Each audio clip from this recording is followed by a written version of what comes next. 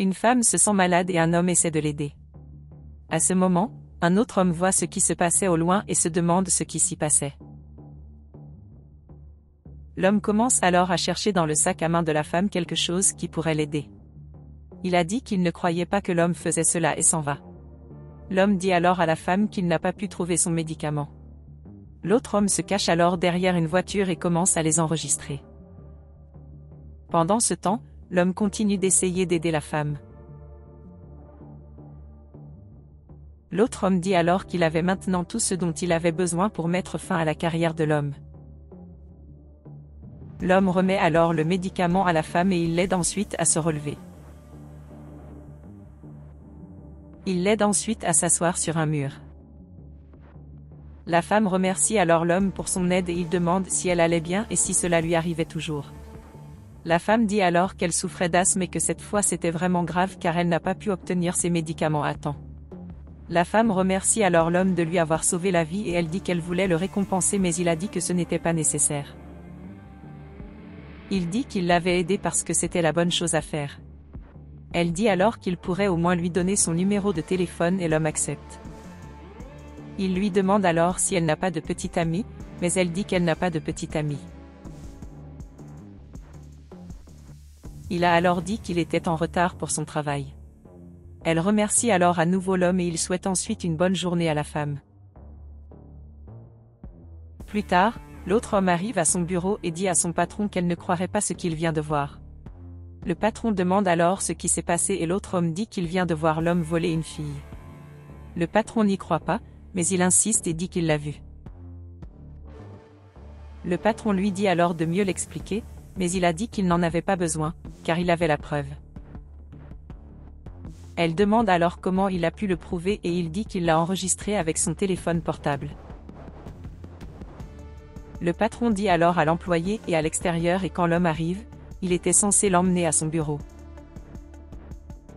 L'employé accepte alors et dit que lorsque l'homme arrivera, il l'y conduira. Lorsque l'homme arrive, l'employé dit qu'il l'emmènera au bureau de son patron. L'employé emmène alors l'homme au bureau du patron et elle lui demande si c'était vrai ou s'il venait de lui dire. L'homme demande alors de quoi il parlait, mais elle dit qu'en sa compagnie, elle ne tolérerait pas le vol. L'homme demande alors de quoi il parlait, car il n'avait jamais rien volé de sa vie. Elle dit ensuite qu'elle n'avait pas besoin d'expliquer quoi que ce soit à l'homme, car il savait ce qu'il avait fait. L'homme lui dit alors de lui donner une chance de s'expliquer car il ne savait même pas de quoi il était accusé. Le patron dit alors à l'homme et même aux ressources humaines de signer les papiers de démission car elle ne voulait plus de lui dans son entreprise. L'homme demande alors à nouveau de quoi il parlait, mais le patron dit d'arrêter ça, car il a été viré. L'employé dit alors à l'homme de partir et il a dit qu'il ne voulait plus rester dans cette entreprise car il ne savait même pas de quoi il était accusé. Le patron dit alors à l'employé de se remettre au travail car elle avait beaucoup à faire en ce moment. Dehors, l'employé dit qu'il a maintenant tout ce qu'il voulait, puisque son patron a renvoyé l'homme. Quelque temps plus tard, la femme reçoit un appel sur son téléphone et célèbre en disant que c'était l'homme. L'homme salue alors la femme et demande si elle allait bien. Elle dit oui et demande comment l'homme allait, mais il dit qu'il n'allait pas très bien. Il lui demande alors ce qu'elle faisait, et elle dit qu'elle ne faisait rien à ce moment-là. Il lui demande alors si elle veut sortir avec lui pour une petite conversation.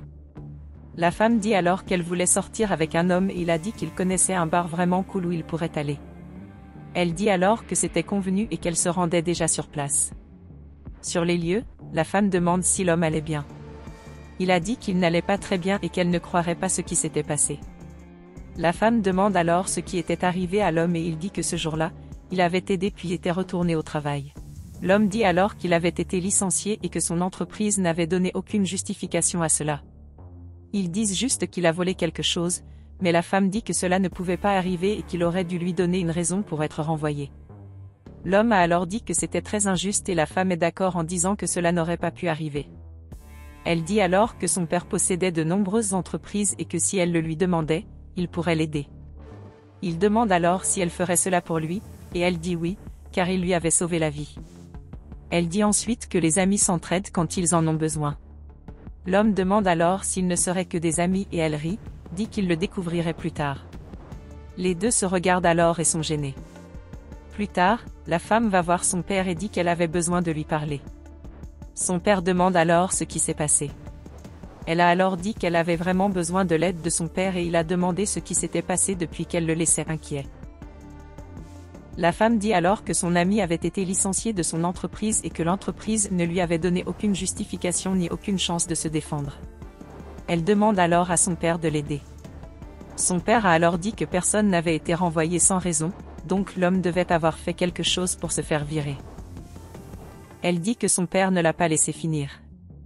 Elle raconte que la veille, elle a fait une crise d'asthme. Elle a dit qu'elle avait failli mourir, mais l'homme l'a sauvée. Elle demande alors à son père s'il pensait qu'une personne avec un mauvais cœur s'arrêterait et l'aiderait à ce moment-là.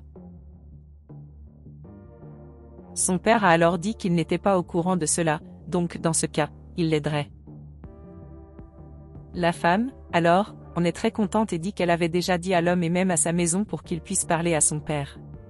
Elle demande alors à son père de voir ce qu'il pourrait faire pour aider son ami. Une idée. Elle dit ensuite que si l'homme avait aidé sa fille, alors il l'aiderait. À ce moment, quelqu'un descend à la porte et la femme va répondre.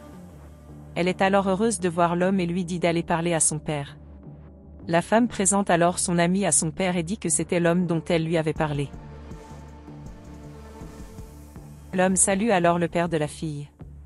Il salue ensuite l'homme et lui demande comment il va. Le père de la fille dit alors que sa fille avait dit qu'il avait été viré, mais que l'histoire n'était pas bien expliquée. Il demande alors à l'homme de s'expliquer davantage.